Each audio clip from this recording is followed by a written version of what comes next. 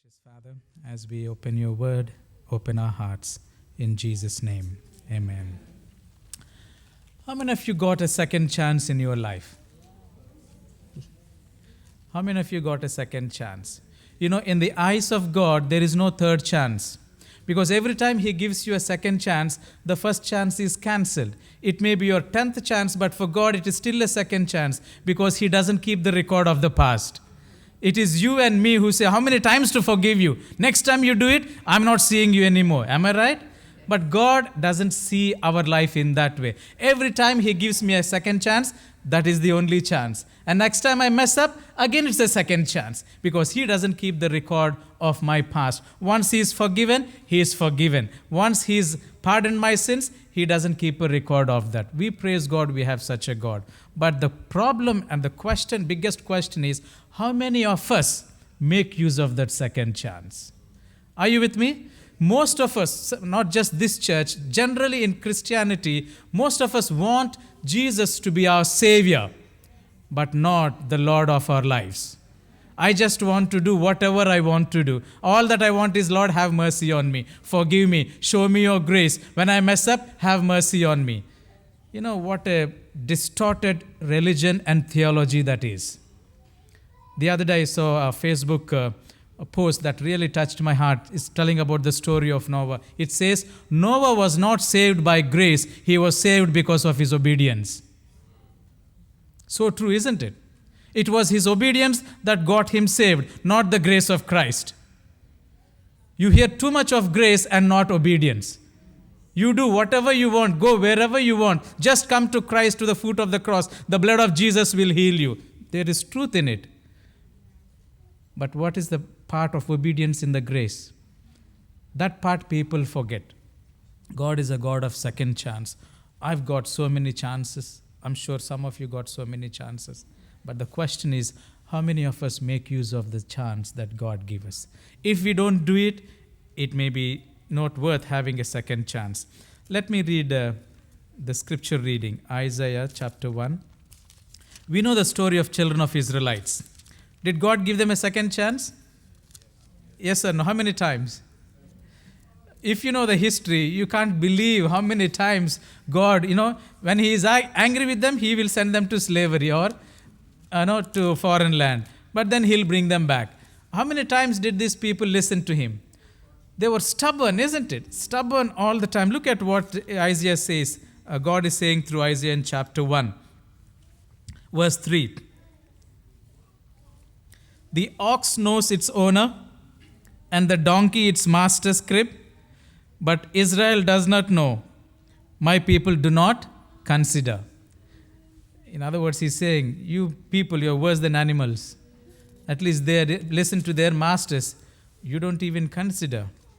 Verse 11, to what purpose is the multitude of your sacrifices to me? Do you know something? Wherever they went, they always looked towards Jerusalem and they prayed and they made sure that they had high places and they offered sacrifices. They kept the form of religion. But what God is saying to them, to what purpose is the multitude of your sacrifices to me? I do not delight in the blood of bulls or of lambs or of goats. Verse 13, the last part, I cannot endure iniquity and the sacred meetings. You can't be having holy conversations and you continue to sin. I can't manage that. Verse 15, when you spread out your hands, I will hide my eyes from you. Even though you make many prayers, I will not hear. Your hands are full of blood. Then He says in verse 16, wash yourselves, make yourselves clean, put away the evil of your doings from before my eyes. Cease to do evil, learn to do good, seek justice, rebuke the oppressor, defend the fatherless, plead for the widow. After saying what kind of people they are, how stubborn they are, and they don't listen to Him, He doesn't leave them without a hope. He gives them a chance. Verse 18, He says what? After all accusing them, saying all sorts of things, look what He says. Come now, let us reason together, says the Lord. Though your sins are like scarlet, they shall be as white as snow. Though they are red like crimson, they shall be as wool. If you're willing and obedient, you will eat the good of the land. What does it mean? After saying all those things against them, he says, come back. I am ever willing to take you back. I am ever willing to give you a second chance. And that's how our God is. I want to illustrate this with a beautiful story. How many of you know what that picture is?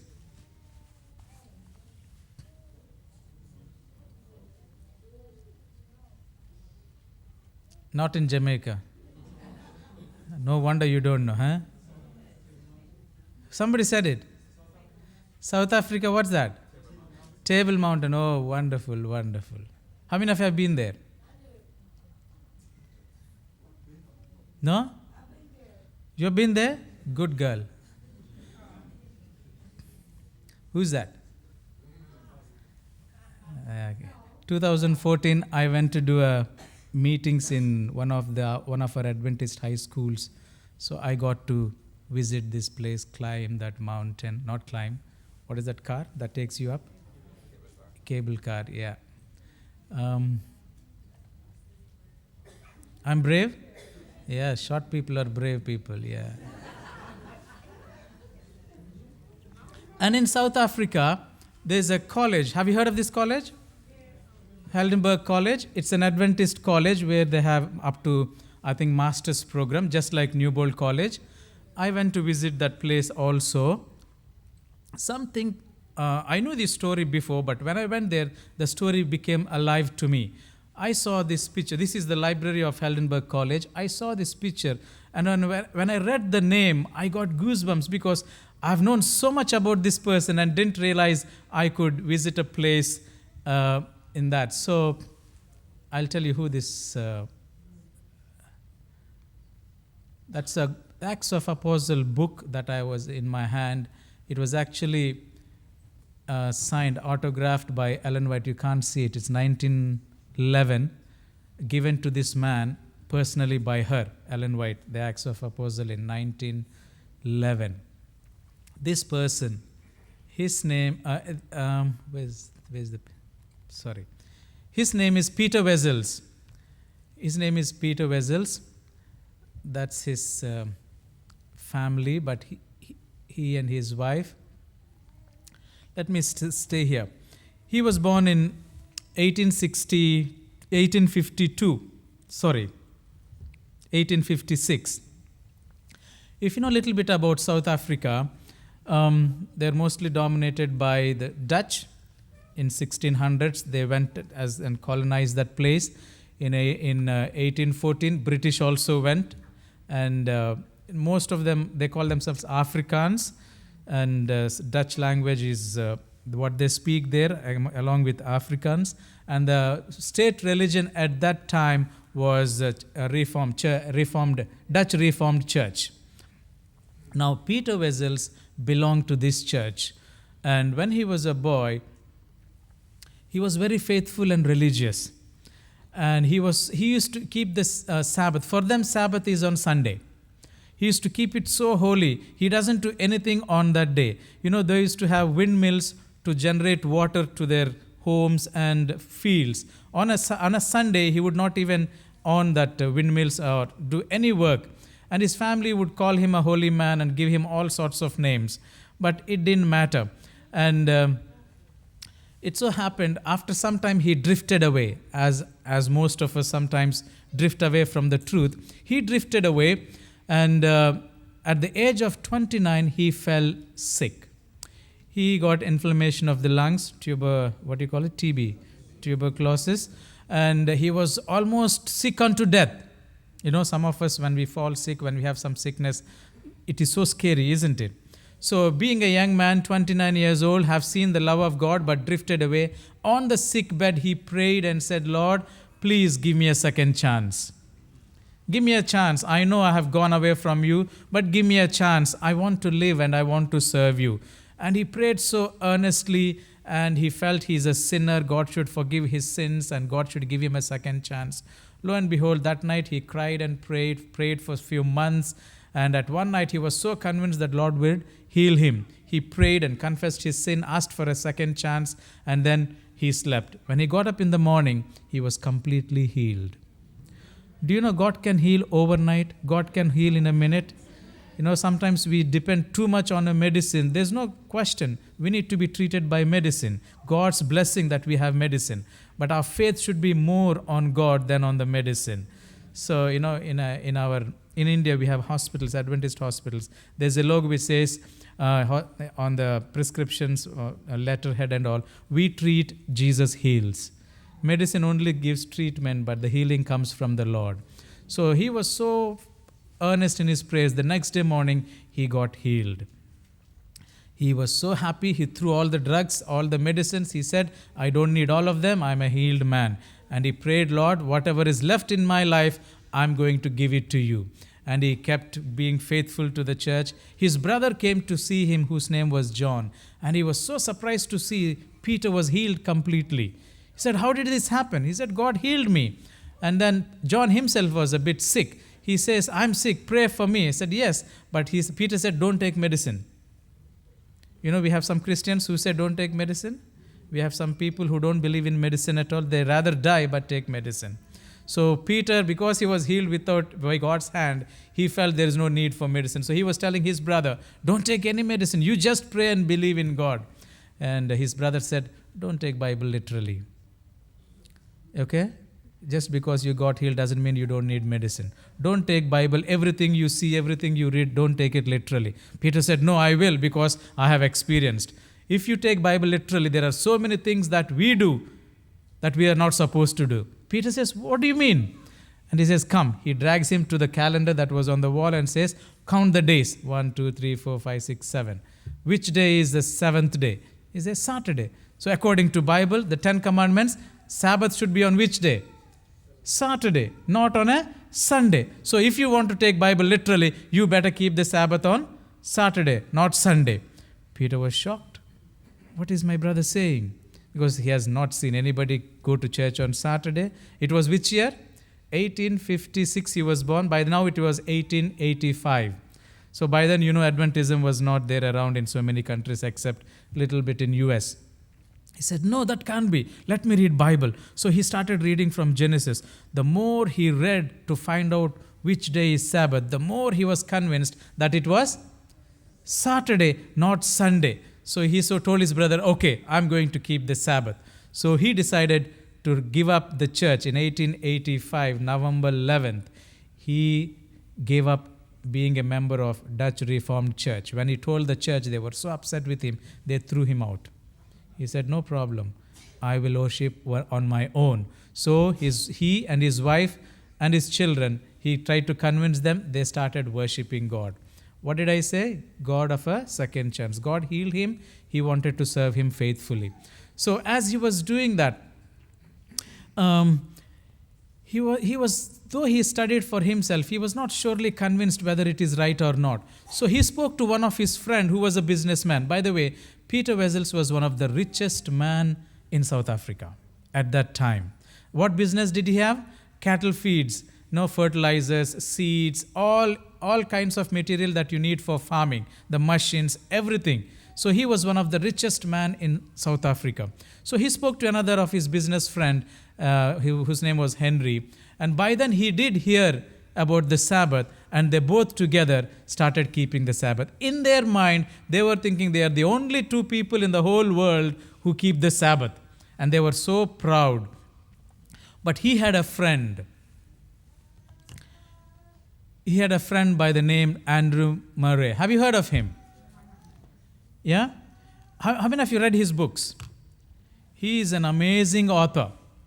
One of the best books that I read about from him is Absolute Surrender.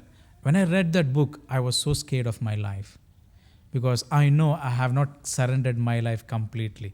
Abide in Christ, absolute surrender, and raising children for God. Amazing books. In fact, for me and for so many people, if you read these books, it's almost next to Spirit of Prophecy. He is such a gifted, right? He's a Dutch Reformed Church theologian in South Africa.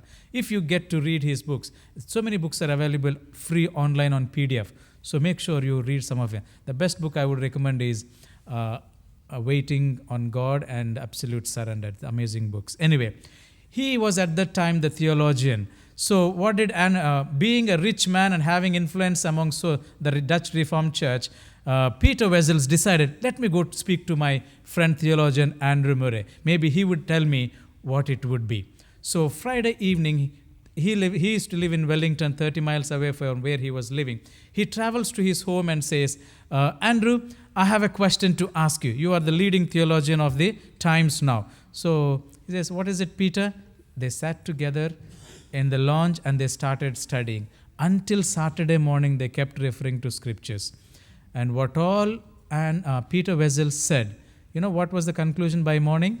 Andrew Murray said, Peter, you're right. Sabbath is on Saturday. It's not on Sunday. And he says, if you knew this truth, your word is so powerful in Dutch church, how come you're quiet? You know what he said? Because of my position in the church, I can't say anything.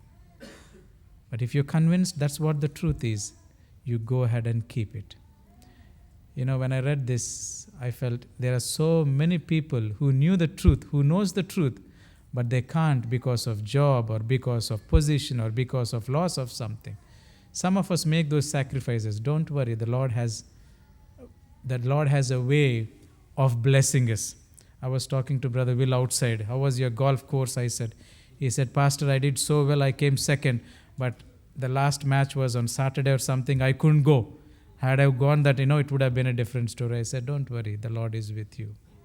We have to make sacrifices to honor God. And God honors us by the sacrifices we make. So he told him, the leading theologian said, you're right. And Peter, when he got that confession from a leading theologian that Sabbath was on Saturday, he couldn't contain himself. He praised God. He left his home praising, and he was so happy worshiping God on Sabbath. He and his friends' family, they felt they are the only people on earth that keep the Sabbath. Now, it so happened that he was a rich man, and he had so many ranches, gardens. He went to visit one of his gardens where they discovered gold mines.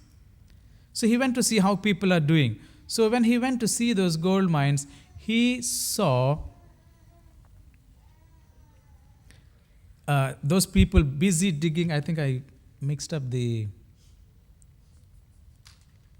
slides. Sorry. But anyway, let me tell you the story. He saw the people digging up for gold, and soon he realized it was Friday evening. He has to travel 800 miles to Cape Town. So he decided, I'm not going to travel on Saturday. And so he decided to stay back. And Saturday morning, he came out of his tent. He was reading his Bible. 3 tents from him, he saw another man reading Bible, who was there for digging gold, but he was reading his Bible. Peter, when he saw him, he couldn't believe that there's another person reading Bible on a Saturday morning. So he goes to him and says, sir. And he says, hello. They say, hi, do you speak English? Yes, I do. I said, when everybody are busy digging for gold, how is it that you're reading Bible? He says, yes, this is my Sabbath, he said. What do you think would have happened to Peter? What? And he says, Sabbath? Yeah, I'm a Seventh-day Adventist, he said. You are what? He says, I'm a Seventh-day Adventist. What do you mean by Seventh-day Adventist? Then that man's name was William Hunt. He explains to him, he also is a businessman for gold. He says, look, I'm from here. Some time ago, I went to US, and there I attended in California certain meetings, and there I heard about this Sabbath. I got baptized there. I'm a Seventh-day Adventist. And he had some literature to give. He gave it to him. What do you think happened to Peter? He was so excited. He now knows that there is a church called Seventh-day Adventist. He now knows that he's not only the Adventist in the whole world. So he said, please tell us so much about this church. And he's told him that there are a people of 30,000. They have a general conference, that they have a president too, and all those things. He said, now, can they send us somebody here whereby they can come and teach us more about this church? He said, yeah, so please write a letter. So immediately he gave him 50 pounds. 1888, 86, 87, 50 pounds was a lot. It's almost like thousands of pounds. Send this money to them and tell them to send us a missionary. So William writes letter to the General Conference, and the letter comes back from Ellen White and others saying that, sorry, we can't send any missionaries because we don't have personnels. Moreover, the funds that you sent is not enough. Peter Wessels was so upset. He said, "You want more money? I'll send you more money." So he sends more money. And finally, it was 1887 General Conference, I think. They read this letter that the Lord has opened a way for work in South Africa, and people have even sent money to send us missionaries. Who would like to go? There were two people who volunteered to go, D.A. Robinson and C.L. Boyd. So they decided that they would go and start the work in South Africa. So they sailed to South Africa on July 28, 1887, the first missionary to South Africa. They came there. And when they came to South Africa, Peter Wessels and William Hunt, they were at the port in Cape Town to receive them. They received them, and they were so happy they came. They brought so much of literature. They started spreading in Cape Town. They started giving literature, and soon they actually started the church in 1888, the next year, with 21 members. This is the picture of the first Seventh-day Adventist church in Beaconsfield, that is Kimberley area in South Africa. Now, how many of you know this man? Sir George Grey. He is a British, but at that time he was the governor of Cape Town. Cape Town. So now, as I said, Peter Wessels was what? A rich, wealthy, influential man. So the missionaries asked him, "Can we have some land whereby we can establish a mission field?" You know what Peter said? "Well, I don't have much," because they want to go in the north, country of Rhodesia. Do you know Rhodesia? Now it is Zimbabwe area. So they said, "Okay, the governor is my friend, let's go to him." So they go to him and says, the governor, George Grey, says, "What do you want?" Peter says, "Look, my friends have come from America. They want to start a mission station, educational center. Can you give us some land? How much land you want?" And Peter Wessels says, "Maybe 800 to 1,000 acres. You know how much that is? Some of us don't own even 1 acre. But he says, "Give us how much for free?" 800 to 1,000. George Grey says, "Well, we have a governor in Rhodesia." At that time, the governor was Cecil John Rhodes. Have you heard of him? He was once the Prime Minister of New Zealand, I think. So he was the governor in Rhodesia. He says, "I will write a letter to him, take it to him, and he will help you." So he writes a letter, George Grey writes a letter to Cecil John Rhodes, and Peter Wessels takes the missionary, goes to Rhodesia, and gives the letter to him. When he opened the letter and read, he says, "Okay, my friend George Grey said that you need land. How much land do you need?" He says, "Yeah, around 800 to 1,000 acres. You know what he said? "You know what? I'll give you another offer. Take one of my best horses, travel around the country, find a spot that you like it, and then travel in 4 directions. How much you cover in 1 hour, that much land you can have." I wish I was living at that time. I would have had so much land. Anyway. So Peter Wessels took one of his best horse. He went to a spot. He liked that spot. He traveled in 4 directions, 1 hour, riding on a horse. And you know how much he covered? 4,000 acres. Some documents say 12,000, but our archive says 4,000 acres of land. And he comes to Cecil John Rhodes and says, "That's the land I covered." And Cecil John Rhodes says, "All that is yours, take it." So 4,000 acres of land was donated, and they started a mission station there. Do you know what is there today in that spot? We have a mission, we have a college in Zimbabwe. Do you know the name? No? Have you heard of Solusi Mission? Solusi, S-O-L-U-C. That is it's like Newbold, it's like Andrews University. In Zimbabwe, we have a Solusi Mission College. So I don't know if they still have 4,000 acres or not, because we sometimes are good at selling everything we have. But that's what is present at present. That's the campus where our Solusi Mission or college is there, Zimbabwe. In your free time, please Google and find out a bit of history of this place. Then he was so happy, and after that he went to Battle Creek. That time our office was in Battle Creek. Peter went to Battle Creek just to see this General Conference office. There he saw something that touched his heart. You know what he saw? Battle Creek Sanatorium. Our work started with that one. You remember? A health center. And you remember Kellogg? Our Adventist doctor, pioneer health man who started health education. So when he went there, he saw this Battle Creek Sanitarium, and he came back, and Peter said, I'm going to build a sanitarium in Cape Town. So you know what he decided? It was costing him 50,000 pounds at that time to build a massive sanitarium in Cape Town, a health center. Out of that 30,000 pounds, can you imagine 1888, 30,000 pounds, what it could be? It's in millions now. With that, but he needed another 20,000 pounds. So he borrowed some money. As a businessman, he could borrow from banks and some lenders. So he built this beautiful sanitarium called Claremont Sanitarium. It was opened in 1897. It had what? 51 beds and was modeled on the Battle Creek Sanitarium. It costed 50,000, 30,000 of which was supplied by Wessel's family. The 4-story building was fitted with expensive imported European furniture and fittings. Even the story says about Peter Wessel's, even his own home he built was a mansion. Everything he built, his house, was imported from Europe, nothing from the locals. You know, that's how some rich people live and build their stuff. So he built this beautiful sanitarium. And when he built this beautiful sanitarium, he was so happy.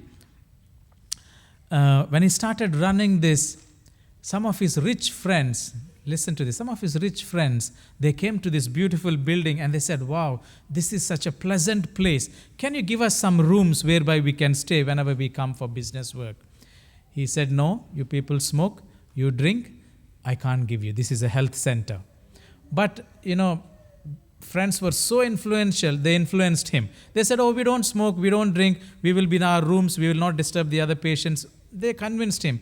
So he allowed them to have certain rooms. Those days, it took 4 weeks to receive a letter from America to South Africa. In the 1 week that he gave permission for these people to stay there, who are worldly and they smoke and drink and gamble and do all that, in one week's time, he receives a letter from Ellen White saying that, Peter, God gave you a second chance. You have been faithful in trying to make use of it. But God showed me that you're giving permission for some worldly people, and that could be a bad influence to the work that you started. So do not do such things. He read it, he ignored. Second letter came, third letter came, fourth letter came, telling him exactly what he is doing. He was so mad after he read the fourth letter. You know what he said?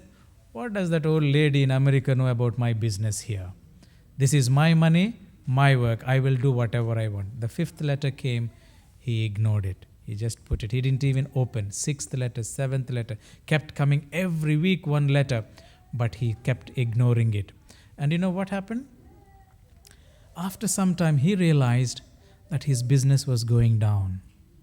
He was wondering what? Some of his cattle feed shops were closing down and things were not looking right. So he was wondering, what is going wrong? I can't imagine. I'm doing everything right. So he has to pay some debt that he took loan for this building to some of the creditors. So he decided he would visit some of his ranches, sell one of them, and so that he could clear the debt. So he went to visit one of his ranches, find somebody to sell it so that he could get some money. And when he went there, he gets a telegram from his brother, who is a manager of this sanitarium. His name was John. He says, sanitarium burned down, come immediately. When Peter read that one, he couldn't believe that such a massive, beautiful building in all of South Africa is burned down. But he knew at least they have insurance, so he could do something. So he comes back in a day's time, and his brother meets him at their station and shows him there's nothing left there. And he says, okay, that's okay, at least we can claim the insurance. You know what his brother said? I'm sorry to inform you that I have not renewed the insurance. Why? Because we have no money, so I thought I don't have to renew insurance this year. So what do you think happened? There's nothing. 50,000 is almost, I don't know how many millions, maybe 50 million, I don't know.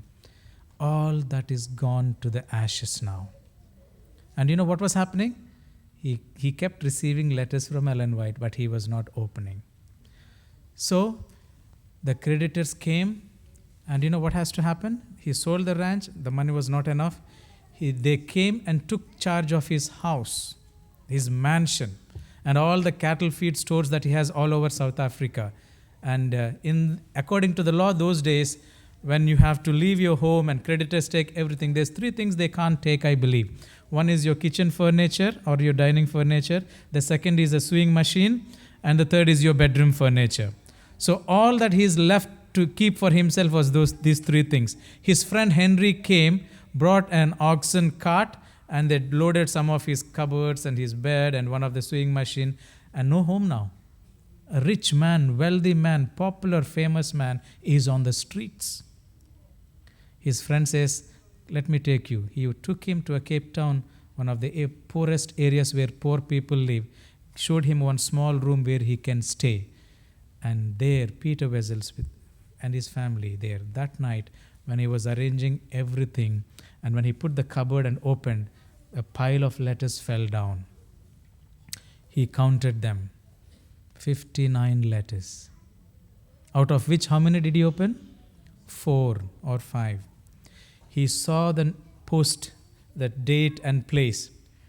Sydney, Australia, from Europe, from different places, wherever Ellen White went, she kept writing to him. But he ignored.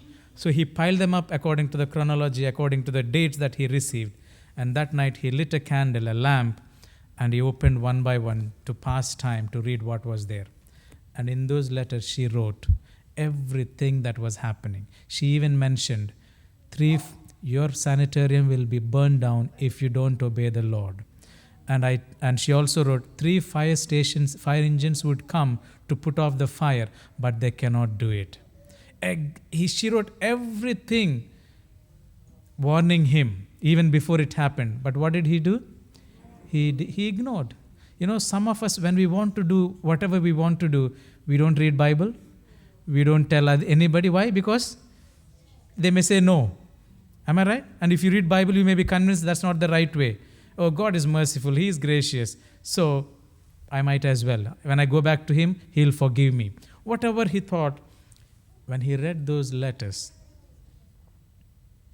he was so convinced that he had messed up. But before that, something happened.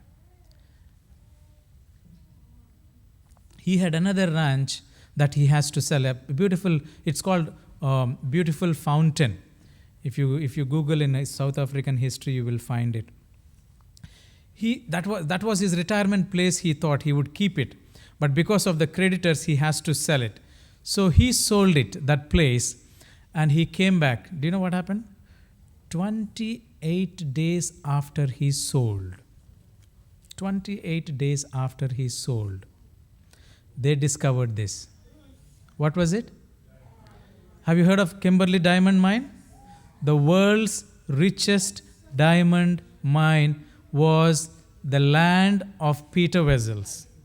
All those years he owned it. But 28 days after he sold it, they discovered diamonds in that spot. The world's richest diamond mine was once the land of Peter Wessels, a Seventh-day Adventist. 28 days after that, they discovered, this is how it looks today, Kimberley Diamond Mine. And one of his grandson was equating, the amount of diamonds they dig those days was equal to $18.5 billion. How much? $18.5 billion. I don't even know how many millions is 1 billion. But that's the amount of money he could have had exposure. In one of the letters to Peter Wessels, Ellen White makes mention, if you have used your influence and your money right, 2 things she said. You know, there's one bloody war that took place in South Africa called Boer War. Have you heard of it? She said it couldn't have taken place had you used your influence properly. And she also says, had you used your influence and money properly, the government of South Africa would have been exposed to the Seventh-day Adventist Church because of who you are. Now, Could you imagine that the government of South Africa is a Seventh Adventist government? God gives second chances, but I want you to know that sometimes those chances are good for us, but the mess we make, we may not undo again. When he read those things, he couldn't believe. When somebody told him that in his land, they found a diamond mine which is worth billions and billions of dollars. If I was there, maybe I would have got heart attack and died there and itself. Because if I lose 10 pounds, I worry so much. But imagine losing billions of... Am I making sense? That night, after reading all those letters, he was broken by morning. You know what he said? Lord, I ask you for a second chance. I ask you for what? A second chance. He's asking second time. First for his health, now for his life, for his business. Lord, please help me. I messed up. I will not repeat this again. I should have opened all these letters and taken the warning. He prayed. The next day morning, his friend comes and says, what do you want to do now? He says, I don't know.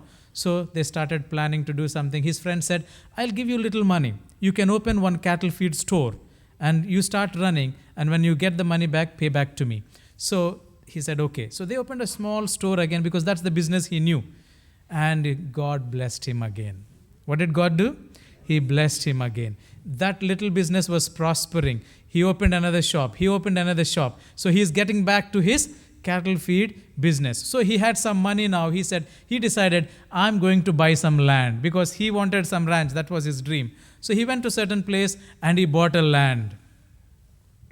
3 months after buying the land, something happened. What do you think? They discovered something.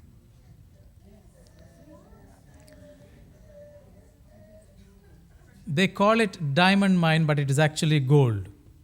But I don't know why he named it a diamond mine, because he may be thinking of diamond, I don't know. But they found in his place a gold mine. God gave him diamonds.